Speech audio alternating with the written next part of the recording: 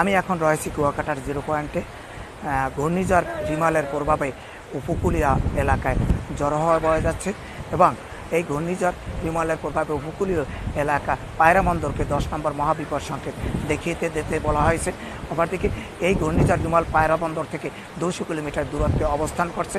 তবে আপনারা দেখতে পাচ্ছেন কুয়াকাটায় এই ঝড়ো হাওয়া, এই দুর্যোগপূর্ণ আবহাওয়ার কারণে এই সকাল থেকে উপকূলীয় এলাকায় ঢেউ আছড়ে পড়ার কারণে পানি উন্নয়ন বোর্ডের দেওয়া এই জিও ব্যাগ অনেকটা ক্ষতিগ্রস্ত হয়েছে।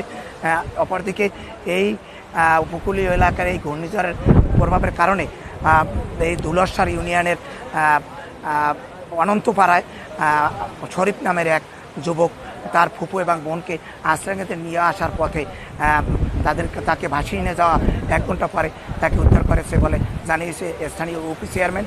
অপরদিকে এই উপকূলীয় এলাকায় রাত এবং সকাল থেকে এ পর্যন্ত বৃষ্টি পড়ায় উপকূলীয় এলাকার অবশিষ্ট রয়েছে পানির নিচে এবং এই দুর্যোগপূর্ণ আবহাওয়ায় এই কুয়াকাটায় অনেক পর্যটক রয়েছে এবং স্থানীয় দর্শনার্থী রয়েছে, যাতে তারা আশ্রয় কেন্দ্রে চলে যায়। এই জন্য সিপিপি এবং থানা পুলিশ, টুরিস্ট পুলিশ মাইকিংয়ের মাধ্যমে তাদেরকে নিরাপত্তার আশ্রয়ে যাওয়ার জন্য নির্দেশনা চালিয়ে যাচ্ছে।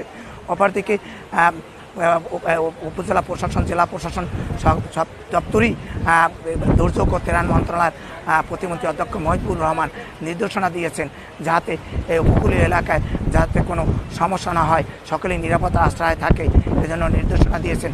কুয়াকাটা থেকে আবহাওয়ার সর্বশেষ সংবাদ, মনিরুল ইসলাম।